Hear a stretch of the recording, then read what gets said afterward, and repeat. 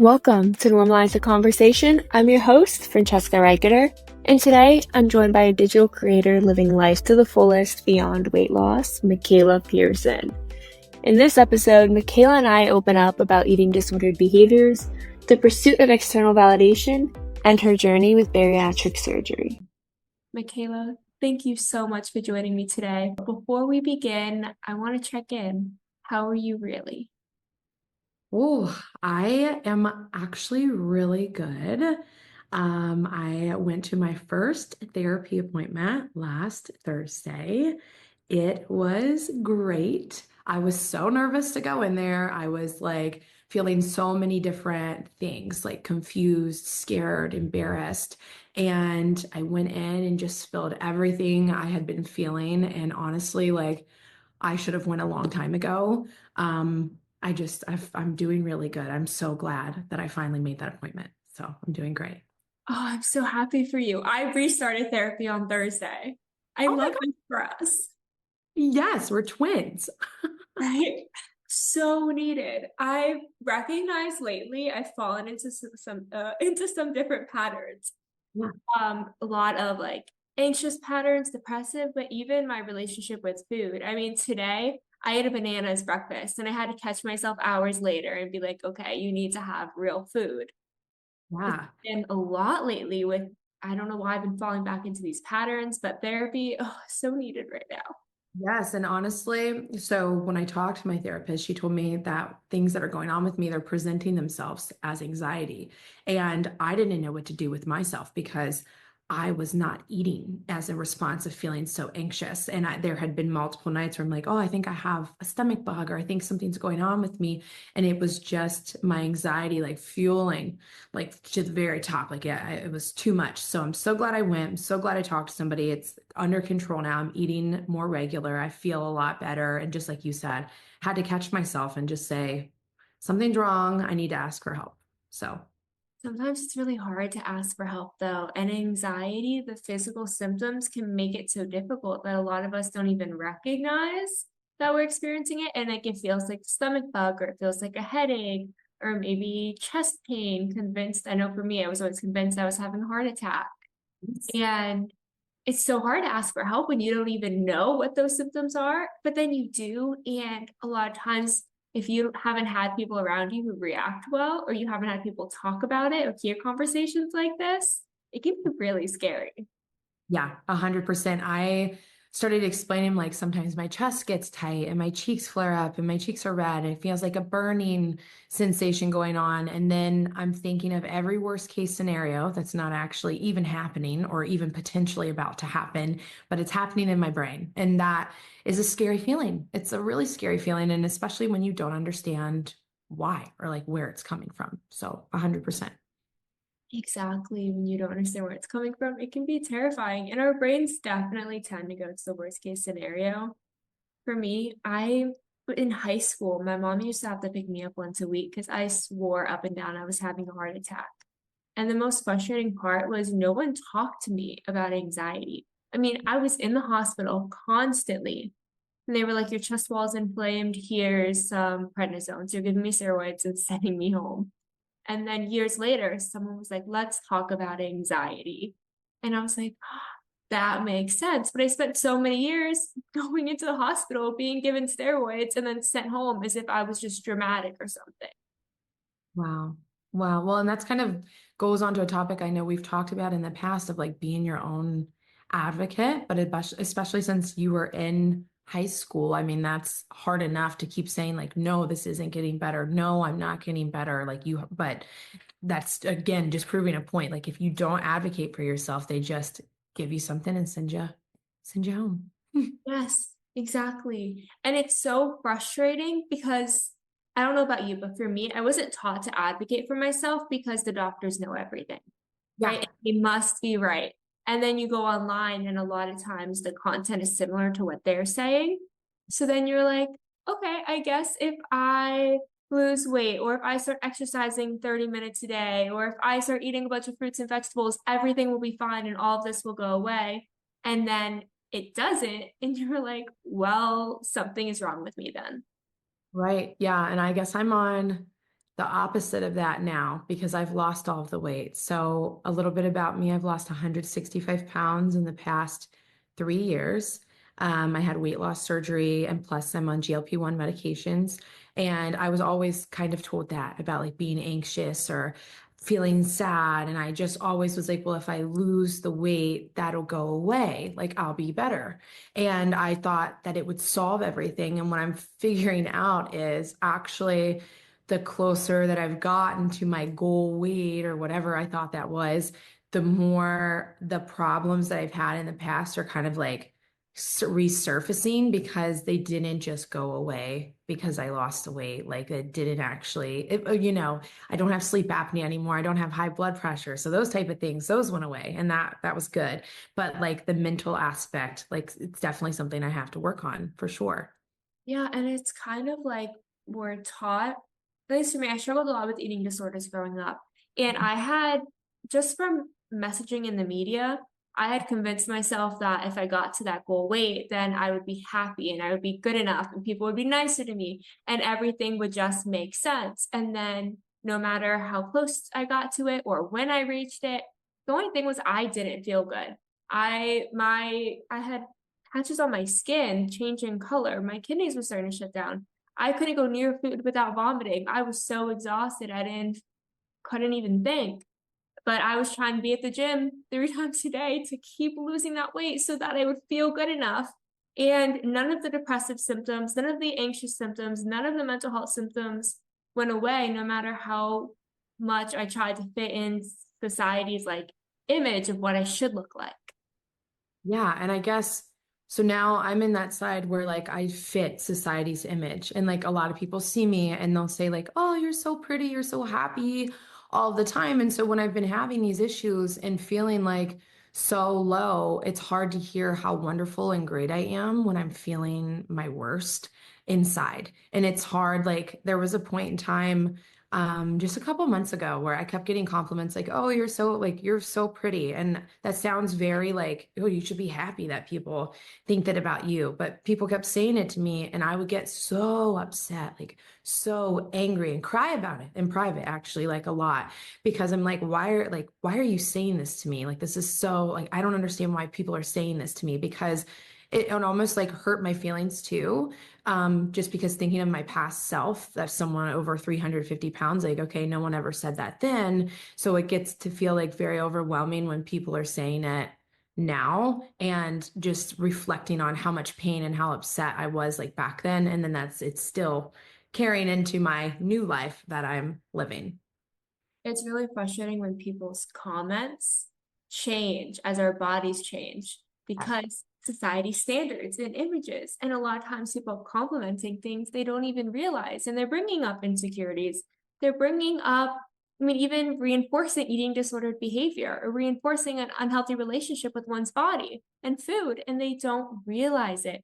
And everyone thinks commenting to someone that you look so beautiful and you look so skinny and you lost so much weight is a positive thing. And maybe sometimes it is, but also recognizing that that shouldn't be the only time we're calling someone beautiful. That shouldn't be the reason why we're being kind to someone. Yes, 1,000,000%. And I think reflecting on that, I've talked to you about this before, but I'd like to share that story of I have lost weight before having surgery and before being treated with GLP-1s. And I lost it in the wrong way, is what I will say. So when I was 19 years old, I was in college and I wanted to fit in and feel pretty and feel skinny. So I started looking into, the apps that track how many calories are in and how many calories go out. And I started having a very toxic relationship with one of those apps. And what I learned was that if I ate X amount of calories, but then I worked out more than that, I could drop weight really, really fast. So I would spend hours and hours in the gym, hours and hours not eating what I should actually be eating and fueling my body. And I was dropping weight like that. Like it was so quick and so easy. But I was sick mentally and physically. But so many people congratulated me on all of my hard work, on my willpower, how strong I am, how beautiful I was. And I also started getting attention at that age, 19, like dating and things like that. So I kept doing it, but it was so terrible. It was anorexia and bulimia, and it turned into that after like the extreme working out and stuff as well. And my mental health was out of control. And eventually I stopped, thankfully, before having to seek any sort of treatment. But I mean, it's just like you said, people don't know what's going on. So when they're complimenting you, they were reinforcing my bad behavior. And then it spiraled even a little bit more when I got older as, well, you lost the weight once, you can do it again. You've done it before, you know what to do. And I'm like, I'm not doing that again because I got older and recognized that that was wrong and I should have never done that. And I could have really hurt myself. But that's another thing that people say, willpower, willpower. You have to have the strength to do it. And sometimes that's not what really is going on behind the scenes. Thank you for sharing. And yes, it's so frustrating when people are like, well, you've done it before. And they don't realize how, but also to recognize at such a young age, right? And if I just don't eat enough and I work out all the time and I lose the weight, that people are going to give me attention. And that's the messaging we give to young girls. So Yes. college is a big time where you're getting that independence, you're figuring out who you are. And with society telling you that you're beautiful when you're so thin and when you're doing everything that men want you to do so that they can call you beautiful and give you attention and go out with you. It's so detrimental. And this is something people fall into. And it's so important to have these conversations. Yeah, I mean, I'm even experienced in that on the end of like, I'm 30 now, but I've lost all this weight. I feel really good about myself. And I know for a fact that if I post a picture of myself on my Instagram and it's a picture of me like in a tighter fitting outfit and it's just me, my husband definitely cannot be in the photo.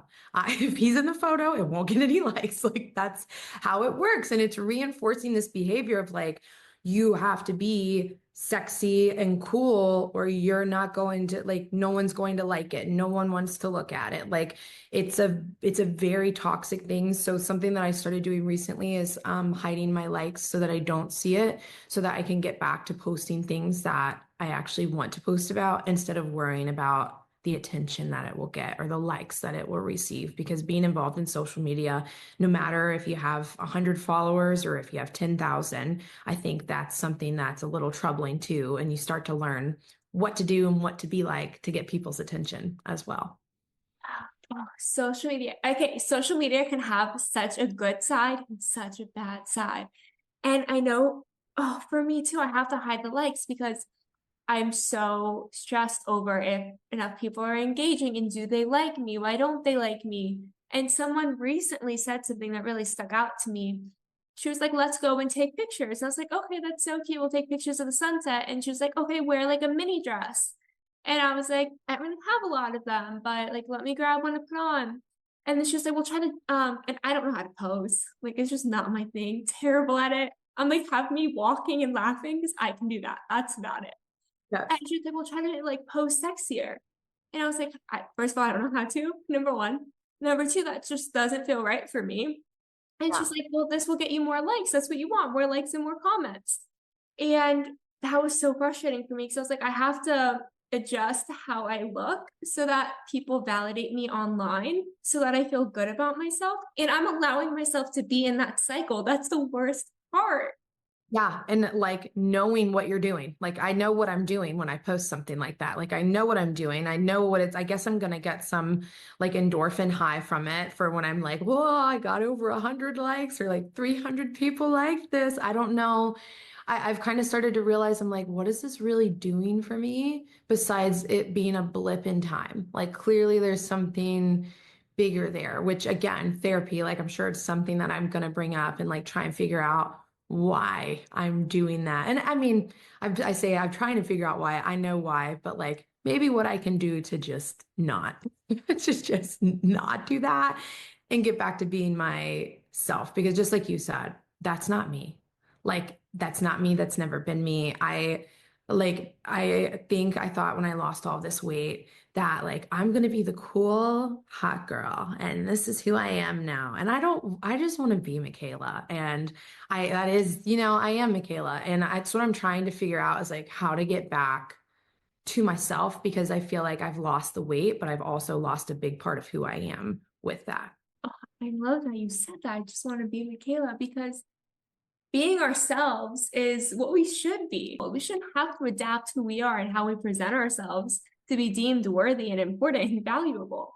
We are as we are. And being able to be authentically ourselves and really connect with ourselves makes such a huge difference. I know for my mental health, I feel a lot. I mean, I do struggle a lot with depressive episodes, and it doesn't mean they completely go away when this happens, but I do feel less intensity and less self-hatred when I'm more connected to who I am and who I want to be and not trying to fit into something else because all that feels is a shortcoming. It constantly feels like, oh, I need to do something else so that I can love myself. And when it doesn't work out that way, I'm just like, oh, something's wrong with me. Why am I not good enough down that spiral? And making myself hate myself for no reason because I most of the time I like who I am. I'm very like high spirited and I love to talk about mental health and do things like this. And I like that about me, but being online makes me hate it and I don't know why. Yeah, I think like you said, it's because we feel like we have to put ourselves into this category to fit in. I think that's another big thing too, is like, so like a little background on me. I've said it before, like in high school, like I literally was a cheerleader, not because I cared anything about it, but because I wanted to have friends. And like when you watch the movies and you see the stuff, like the cheerleader is like, oh, that's the cool girl. So I did it and I made great friends and I had fun. But then I was labeled as the fat cheerleader, like because I was heavier. So I went through that. And like, no matter what I did, I felt like I always was different. Like I didn't like exactly fit in. And so I think with this weight loss, like what my expectation was is like, I'm gonna fit in now. Like, and I do. That's the thing. Like I feel like I do. But then what I've realized is like I don't like it. Like I like that I'm not like everybody else. Like I like that about myself. I like that I'm like kind of weird. Like I am like I like that I'm weird. I like that I don't fit into that mold and like I'm never going to be that type of girl. Like I love that about myself and I lost that and it's coming back. Like I can feel it coming back and I'm recognizing like even just talking through this conversation right now. I'm like, no, I'm still that person. Like it's going to come back. I was just going through a moment in time. So that's been huge for me is just recognizing like, just again, just because I lost the weight doesn't mean I have to lose who I am. Like I'm still that girl. I'm just in a different body now. Value and worth don't have to be tied to the number on the scale. And that's a big thing that I wish we were taught at a younger age. And to the point of being a cheerleader, one thing that sticks out to me, so I was a cheerleader too, and I remember having to stand on scales at tryouts to make sure you were small enough so you could be a flyer, like very stressful. But one thing that I've never forgotten was from watching a Bring It On movie. I think it was Bring It On 3. And Whitney made Brittany like walk up to someone and say, Pacific Vista has never had a fat cheerleader. And then put her like took her Snickers away and made her run laps. And I will never forget that because that stuck with me so much that I was terrified to eat. So I wouldn't eat. I would have like a piece of chicken maybe a day. Or there was a time period where I was eating like just a cucumber or a bell pepper, making myself completely sick, making me feel weaker, making myself so weak, thinking, oh, well, that's what I'm supposed to be because that's what the media is teaching us. And I don't think the media realizes their responsibility and how much impact and power they really have, especially on young, impressionable minds. Well, not just that, but it's like fueling society's hatred towards people and their body types. Like, so for me, for example, I constantly get told, like, oh, you took the easy way out. Or like, oh, you should just go running and you should go to the gym. Like, and I always say, like, do you really think my first attempt at losing weight was to go chop off my stomach? Do you think like bariatric surgery was the first time I ever tried to lose weight? Or do you think taking weight loss medication like is like 100% what I want to do? No, but I understand now obesity medicine. I understand the disease obesity and the fact that it is a disease and that I'm able to now actually eat food and fuel my body with high protein foods and feel so good about myself. And my body is now processing and metabolizing food the correct way. But like that eating that disordered eating and pushing that comes from you don't have the willpower. Then it comes from the media saying like, oh, fat is bad and fat equals lazy. And that it simply is not true. I've struggled with my weight my entire life. I've done everything all the way to the extreme to get it off. And it's like, what do you do? And so finally, I feel like I advocated for myself enough. I got the help that I needed. So that's really why it's been such a passion for me to advocate for other people because I understand how that is. Like, I get it. Isn't it so fun to hear other people's comments and feedback on how you should be doing things? I Oh, don't know what it is that makes people want to go and tell people what they should be doing instead of what they should have done. wow. Focus on you, I'll focus on me. Great. But to your point too, it's so frustrating when everything around us is giving us these, I guess, mixed messages on what we should be and who we should be. And then sometimes you get like these empowering things and they make you feel good and body positivity.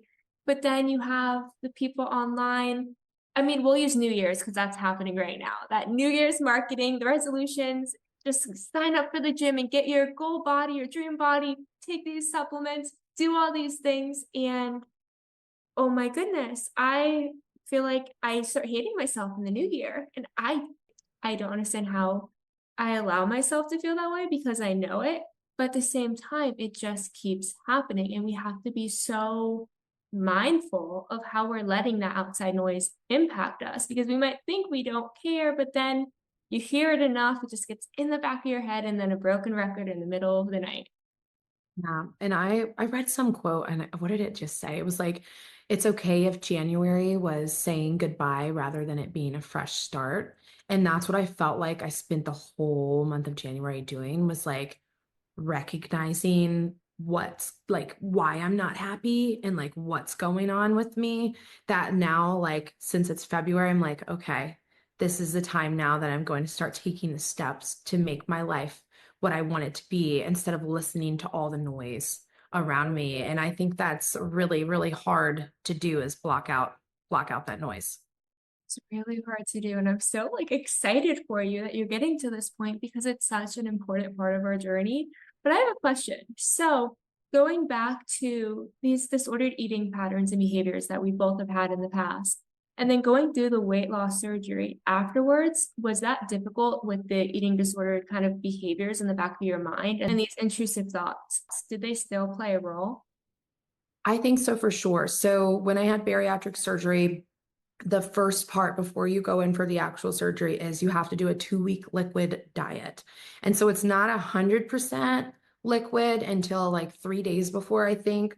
But it's like a very strict, like under, I think it's like under 800 calories. It's something crazy. But the purpose of it is to shrink your liver because when you're having this surgery, like if you have a fatty liver, they don't know, but it can like get in the way and mess with your surgery. So they want to be as least invasive as possible. So that's part one. So you're essentially starving yourself. It's horrible. It's so hard. It's so difficult. And a lot of people back out of having the surgery because they feel like they failed doing the liquid diet so that they won't make it after having this extreme surgery. And that's not the case. So if anyone's listening, you're like, oh, I don't want to have bariatric surgery because I can't handle the diet before. That's the hardest thing in the world and the hardest thing I've ever done. So don't feel like that.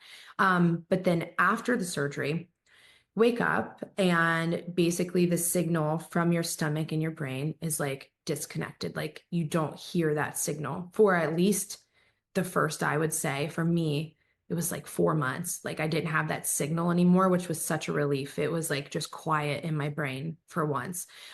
So they put you on this super tiny diet because you have an open wound inside.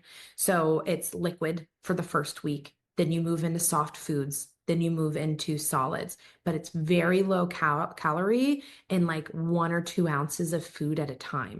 So you have to work so hard to get enough protein, to get enough food. And what happens is it happened for me and I know it happens to everyone else. Your stomach starts to heal and you start to be able to eat larger quantities. But you're so scared and you've been conditioned for the past 3 or 4 months to eat these small amounts that you then start restricting yourself and choosing to eat really small amounts of food.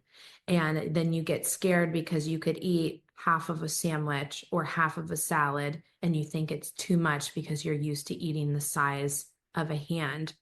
And yeah, kind of it starts to, you can either get better and talk to somebody, talk to your dietitian, or reach out to your bariatric surgeon and let them know you're feeling that way, or it gets worse.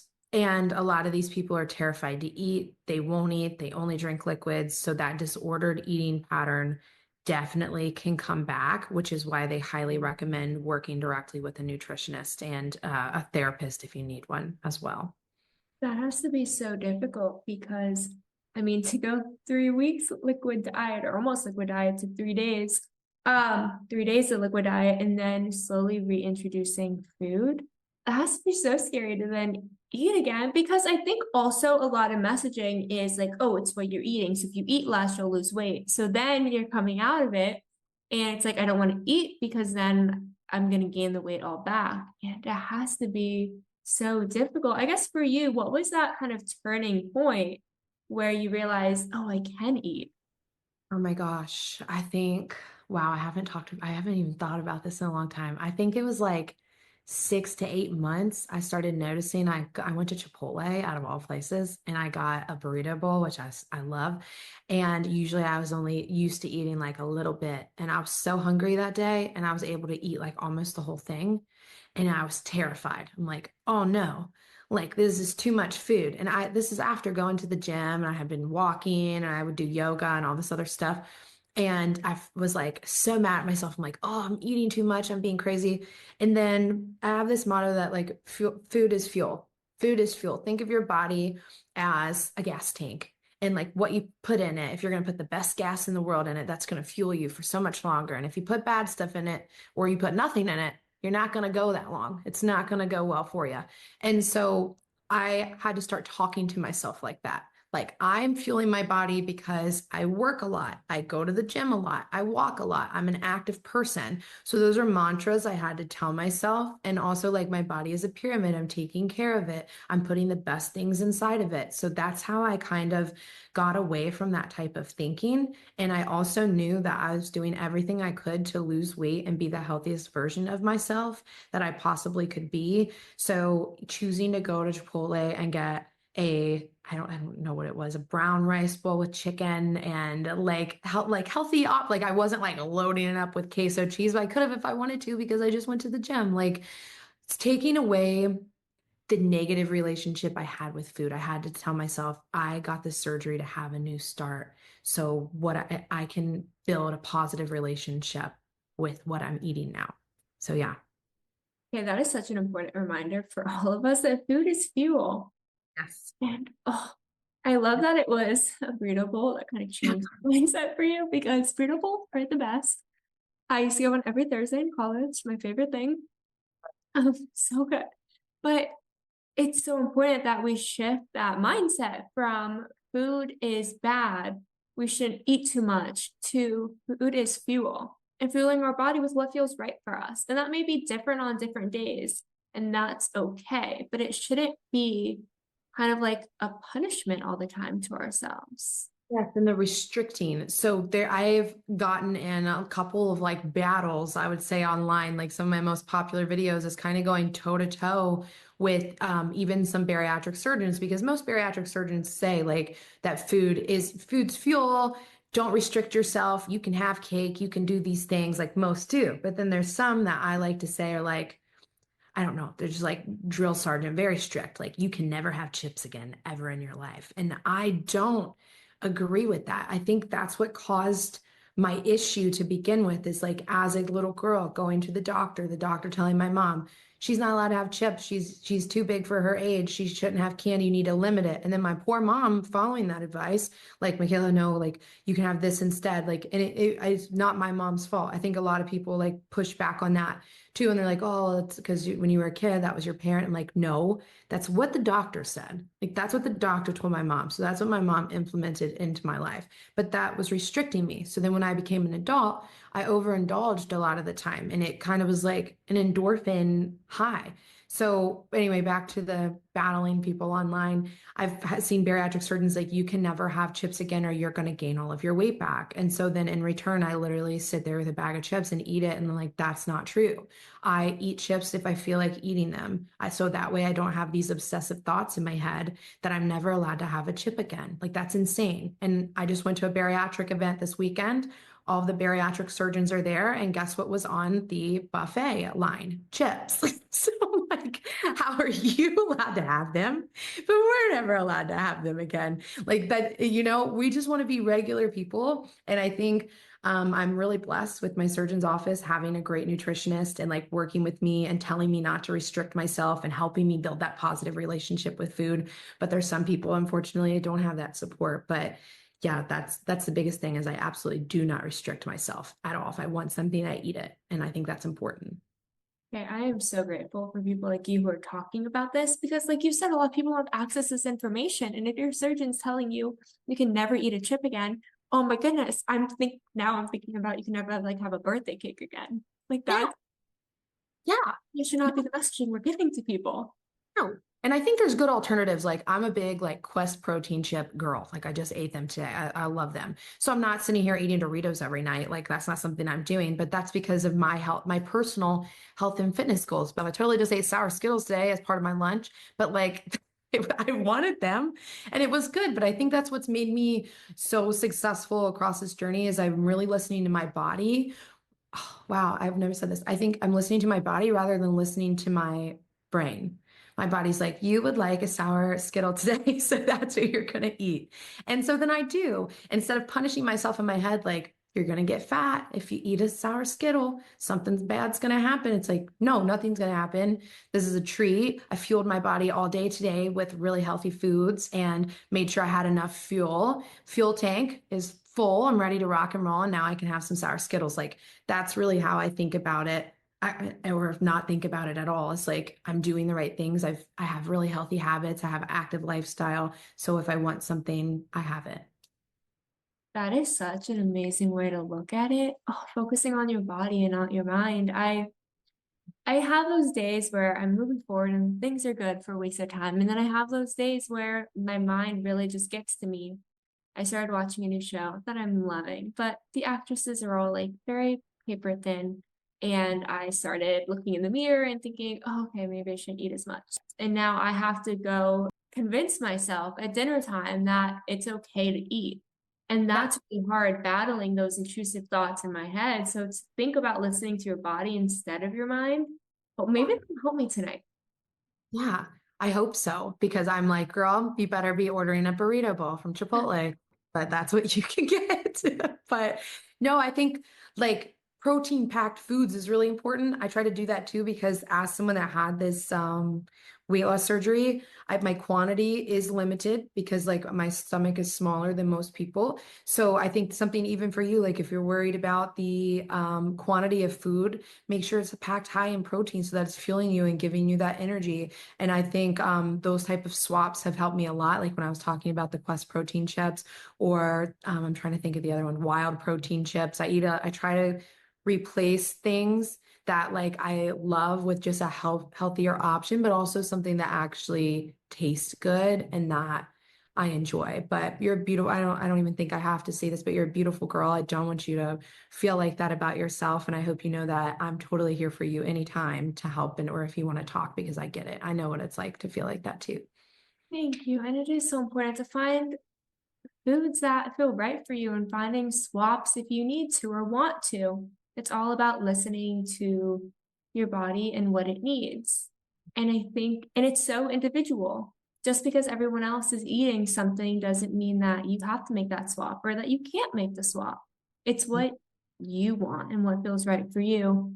And I know for me, having to really, really I mean, I can go years of doing great, and then I just have those like slips that happen. And that's also okay.